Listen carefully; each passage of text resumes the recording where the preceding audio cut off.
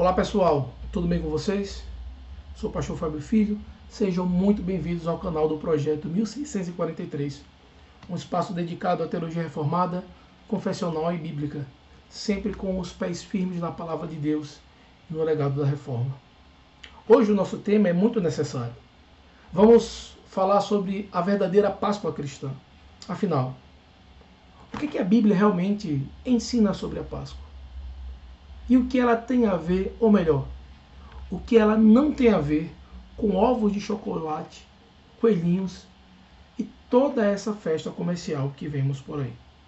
Talvez você nunca tenha parado para pensar, mas o modo como a Páscoa é celebrada hoje diz muito sobre o quanto nos afastamos das Escrituras e abraçamos práticas que muitas vezes têm raízes pagãs e simbolismos contrários à fé cristã.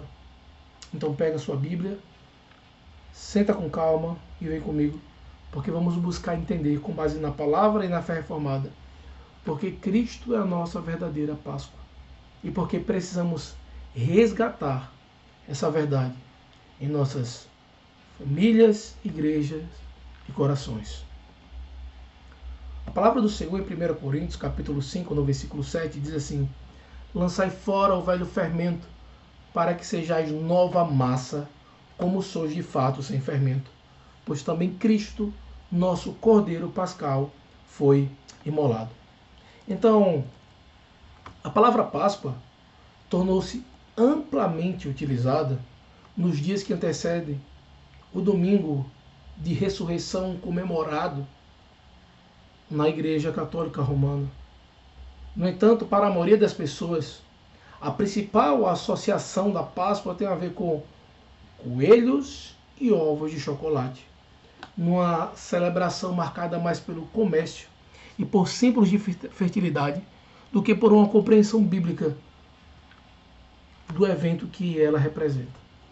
Isso revela um afastamento alarmante do significado original da Páscoa, conforme é revelado nas Escrituras.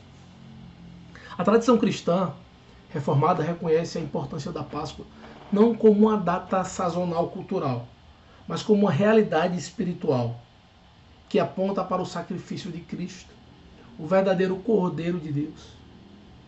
Esse momento em que estamos meditando sobre isso visa justamente resgatar o verdadeiro significado da Páscoa à luz da Bíblia, das Escrituras e dos nossos símbolos confessionais da fé reformada, além de ser um alerta contra o sincretismo que desvirtua a essência verdadeira da Páscoa. Para isso é necessário nós voltarmos um pouco à instituição da Páscoa. A Páscoa ela foi instituída no Antigo Testamento pelo próprio Deus em Êxodo capítulo 12, no contexto da última praga sobre o Egito, quando o Senhor iria ferir todos os primogênitos que não crescem no Cordeiro de Deus. Para preservar os filhos de Israel, Deus ordenou que cada família sacrificasse um cordeiro sem defeito e aspergisse o seu sangue nos umbrais da porta. Quando o anjo da morte visse o sangue, ele passaria por cima, pechá, que significa essa palavra no hebraico. Ele passaria por cima da casa, quando ele olhasse para as entradas, nos umbrais da porta, e ela estava manchada de sangue, do sangue do cordeiro. A palavra Páscoa, portanto, significa literalmente isso, passar por cima, e representa a substituição sacrificial, a morte do cordeiro em lugar do primogênito. Para ter salvação, alguém precisava morrer no local substituindo. Esse evento não era apenas um ato histórico, mas foi um memorial instituído por Deus, em Êxodo capítulo 12, versículo 14, repetido anualmente para recordar a redenção do Egito. Contudo, ele também era tipológico, ele apontava para a verdadeira libertação do pecado que viria em Cristo. Por isso que no Novo Testamento, o apóstolo Paulo, ao escrever aos Coríntios, declara que Cristo, nossa Páscoa, foi imolado. Aqui ele traz uma conexão diretamente do rito da Páscoa veterotestamentário com a obra redentora de Cristo. O Cordeiro Pascal era apenas uma sombra da realidade, como vemos em Colossenses 2,17, cujo corpo é Cristo. Ele é o Cordeiro sem mácula, como vemos em 1 Pedro, capítulo 1, versículo 19.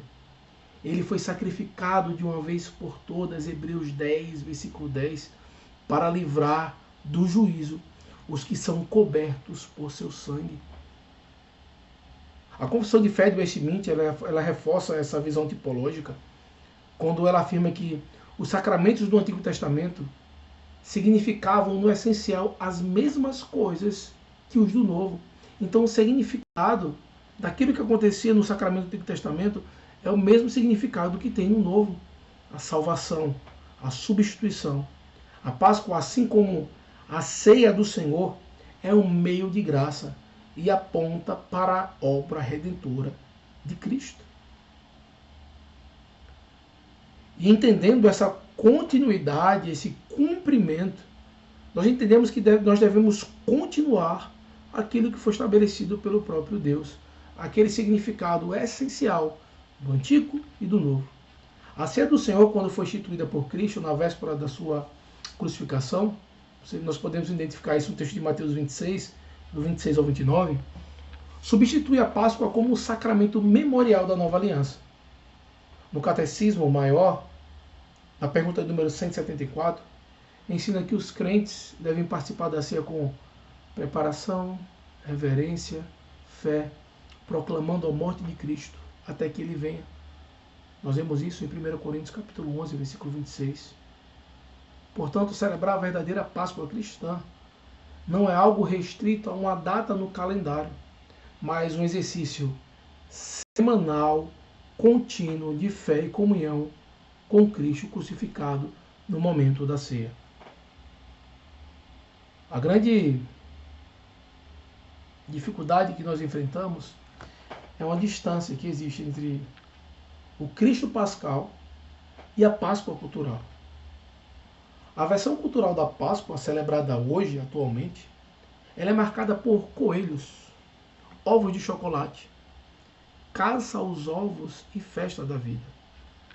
Aquilo que se remonta a tradições passadas, ao significado essencial de coisas do antigo que foram trazidas para o novo e para serem continuadas hoje, não tem nada a ver com as Escrituras. Essa confusão ela se agrava quando práticas pagãs e símbolos anticristãos são mesclados ao discurso religioso, formando um sincretismo altamente sedutor e emocional, mas absolutamente antibíblico. Então, se mistura a instituição de Deus com símbolos anticristãos, um discurso religioso e práticas pagãs, de uma forma sedutora, emocional, mas que antibíblica. Historicamente, muitos dos elementos presentes na Páscoa moderna derivaram diretamente de cultos à fertilidade. Você podemos ver que a grande influência hoje nos Estados Unidos, eles falam Happy Easter para celebrar a Páscoa. O nome Easter, usado em inglês, remonta a uma deusa germânica, Eostre ou Ishtar, a divindade da primavera e da fertilidade, tendo como equivalente a Astarote, que é a esposa de Baal.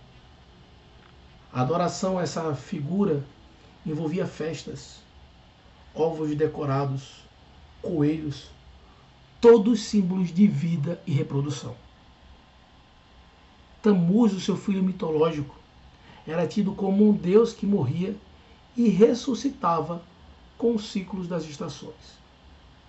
Tais elementos foram absorvidos pela tradição romana e posteriormente sincretizados no cristianismo medieval, especialmente após a cristianização forçada de povos pagãos da Europa. Inclusive, a escolha dessas datas, dessas festas, está ligado a esse ciclo de estação.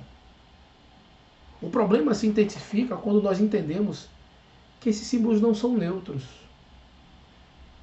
O coelho não apenas não tem relação com Cristo, não é que ele não tem nada a ver com Cristo, mas que ele representa um símbolo de fertilidade e idolatria pagã ancestral. Em vez de voltarmos para Êxodo 12, estamos voltando para o paganismo. Em vez de continuarmos aquilo que Êxodo 12 e que Cristo orienta, estamos voltando então para Baal, para Astarote, para Tammuz. O ovo, igualmente, é um símbolo pagão de renascimento cósmico. A mensagem transmitida é uma celebração da vida natural e da prosperidade biológica, e não da vida eterna conquistada por meio do sangue do Cordeiro. Esse tipo de celebração ela é enganosa, pois ela troca a centralidade da cruz pela estética da festa. Ela troca o sangue pelo açúcar, o arrependimento pela diversão, o cordeiro pela figura caricata do coelho. Em lugar da ceia do Senhor, temos banquetes de doces. Em vez da reflexão sobre a morte de Cristo, temos euforia, caça aos ovos e entretenimento. Essa realidade ela é espiritualmente grave. Ao nos afastarmos do modelo bíblico, colocamos em risco o ensino da doutrina da substituição penal de Cristo e da santidade do culto. Substituímos o evangelho por um símbolo secular e pagão. Em última instância, acabamos proclamando outro evangelho, o da alegria sem arrependimento, o do consumo sem cruz, da festa sem redenção. A sedução da Páscoa, ela é extremamente preocupante, principalmente com os nossos pequenos, com as nossas crianças. Entenda, esse afastamento da verdadeira Páscoa torna-se ainda mais sensível quando pensamos nas nossas crianças, nos nossos pequenos. A sociedade moderna criou uma Páscoa infantilizada, cuidadosamente projetada para capturar a imaginação dos nossos pequenos. Ovos de chocolate decorados, brinquedos temáticos, caça aos ovos em escolas, shoppings, festas temáticas com fantasia de coelho. Tudo é feito com cores vibrantes, músicas alegres, personagens fofinhos e recompensas doces. A sutileza do engano está na forma como isso seduz as crianças emocionalmente. Ela vai criando uma memória afetiva intensa que muitas vezes suprime ou rivaliza com o ensino da fé cristã. Para muitos pequenos, Páscoa será sempre associada a chocolates e presentes, não ao cordeiro imolado. Isso enfraquece profundamente o ensino da cruz. E muitas vezes nós não compreendemos como a cruz vem sendo minada e coisas que parecem ser inocentes ou sem tanta relevância têm feito com que os filhos dos crentes estejam com o coração disposto e desejando as coisas desse mundo. E não nos apercebemos como, muitas vezes, chegando à fase adulta, não entendemos porque os nossos filhos não se preservaram na igreja, porque eles não continuam nos caminhos do Senhor, porque eles são introduzidos e incentivados a desejar aquilo que o mundo traz e aquilo que é primordial está sendo enfraquecido. De que maneira? De uma maneira sutil, de uma maneira bem pensada, seduzindo por meio do engano, por meio de afetos e por meio de sentimentos. Mas se você é pai cristão, é mais grave ainda quando pais cristãos, que muitas vezes foram criados dentro desse mesmo sistema cultural, e por nostalgia, medo, costume ou temor de frustrar os filhos, causar traumas, acabam reproduzindo a tradição, comprando ovos, incentivando a fantasia do coelhinho, preparando surpresas inocentes. Ainda que esses pais tenham uma fé sincera, a ação acaba colaborando para normalizar o sincretismo e anular a distinção entre fé bíblica e cultura mundana. Se torna normal, a fé bíblica é anulada e com cultura mundana, e uma coisa vira outra. A Confissão de Fé de Westminster vai nos lembrar que só devemos ensinar e praticar aquilo que a palavra de Deus prescreve. Ela é a nossa regra de fé e de prática. Então ela não prescreve isso como algo religioso. Ela prescreve a Páscoa de outra maneira. Então cremos e praticamos de maneira diferente. O culto e a vida cristã devem ser regidos pelas Escrituras e não pela cultura ou pela conveniência. Não há neutralidade nas práticas que envolvem culto, símbolos e educação religiosa. Como afirma Deuteronômio capítulo 6, versículos 6 e 7, os pais têm a responsabilidade de ensinar de maneira diligente os caminhos do Senhor aos seus filhos. E isso inclui rejeitar práticas que obscurecem a obra de Cristo. Mesmo que o chocolate em si não seja pecado, mas o uso dele dentro de um contexto pagão e sincrético para celebrar algo que deveria ser sagrado é altamente imprudente. Entenda, o problema não é o chocolate, mas é o evangelho que ele substitui. E por mais que se diga que é só uma brincadeira, o resultado espiritual é a banalização da cruz de Cristo diante dos olhos das gerações futuras. Já temos experimentado isso. Já temos visto isso em nossas igrejas, em nossos filhos.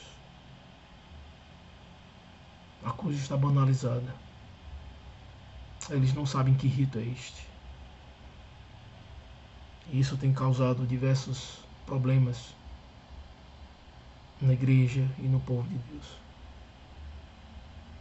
Portanto, a nossa recomendação é que pais crentes resistam a essa pressão cultural e escolham com firmeza ensinar a verdade para os seus filhos, mesmo que isso signifique nadar contra a maré.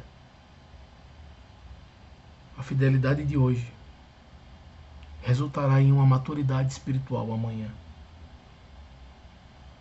A infidelidade de hoje resultará em um distanciamento de Cristo e da cruz amanhã. Como é que nós vamos agir? A confissão de fé de Westminster, ao tratar sobre dias santos, vai dizer que o modo aceitável de adorar o verdadeiro Deus é instituído por Ele mesmo e é limitado pela sua própria vontade revelada, de modo que ele não deve ser adorado segundo as imaginações e invenções dos homens, ou de qualquer outro modo não prescrito na Sagrada Escritura. Essa declaração fundamenta o que nós chamamos de princípio regulador do culto. Ele implica que a igreja não deve adicionar elementos do culto. Não deve adicionar elementos ao culto que não estejam claramente ensinados ou autorizados pelas Escrituras. Isso inclui a criação de dias santos que não foram ordenados por Deus. No Diretório de Culto Público de Westminster, aprovado pela Assembleia de Westminster em 1645, vai ainda mais longe. Ele afirma o seguinte: não é requerido nas Sagradas Escrituras que qualquer dia, além do dia do Senhor, deva ser santificado religiosamente. Não consideramos, portanto, a observância de festas tais como Natal, Páscoa, Pentecostes, etc., como prática autorizada pela Palavra de Deus. Ou seja, de acordo com a tradição reformada original, nem mesmo os chamados dias cristãos, como a Páscoa ou o Natal, devem ser celebrados como festas religiosas obrigatórias. O único dia santo está estabelecido por Deus no Novo Testamento. É o dia do Senhor, o domingo semanal, Apocalipse 1:10, e nele, sim, celebramos continuamente a ressurreição de Cristo. A Páscoa bíblica é um memorial da morte do Redentor. Não é um feriado sazonal, nem um festival pagão, com roupagem cristã. A versão cultural e comercial da Páscoa pode ser festiva, mas é espiritualmente vazia. Ela seduz os sentidos, mas obscurece o Evangelho. Ela satisfaz o paladar, mas não alimenta a alma. Cristo, nossa Páscoa, foi imolado. O seu sangue nos cobre. A morte já não tem domínio sobre nós. Nossa missão é viver e ensinar essa verdade em nossos lares, igrejas e cultura. Pais, líderes, igreja, preciso retornar à centralidade da cruz e recusar-se a trocar o Cristo ressuscitado por coelhos e ovos. Só assim estaremos celebrando verdadeiramente a Páscoa. A palavra do Senhor, os seus mandamentos, são mais doces do que o mel. Que você possa se deliciar nisso. Meu irmão, minha irmã, a Páscoa bíblica não tem nada a ver com coelho, chocolate ou símbolos de fertilidade. A Páscoa ela nos lembra da morte do Cordeiro, do sangue que nos cobre, da ira de Deus que passou por cima de nós, porque Cristo foi imolado no nosso lugar. Precisamos ensinar isso aos nossos pequeninos. Precisamos, como pais e líderes, adultos, servos do Senhor, romper com o sincretismo e abraçar de novo a beleza da cruz. O problema não é o chocolate. O problema é o evangelho que ele substitui. Seja fiel, honre a Cristo e celebre com reverência e verdade aquele que é a nossa verdadeira Páscoa. Amém. Se esse conteúdo abençoou você, eu te convido a se inscrever aqui no canal do Projeto 1643, também lá, nos seguir no Instagram. Deixe seu like, compartilhe esse vídeo com outros irmãos e irmãs que também possam ser abençoados. Aqui nós queremos glorificar a Deus com conteúdo sólido, confessional e fiel às Escrituras. Então ative o seu sininho aí para não perder nada e acompanhe a gente nas próximas postagens. Que o Senhor nos mantenha firmes na fé reformada, centrados em Cristo, na sua palavra e longe de todo o fermento mundano. Até o próximo vídeo. Que Deus abençoe.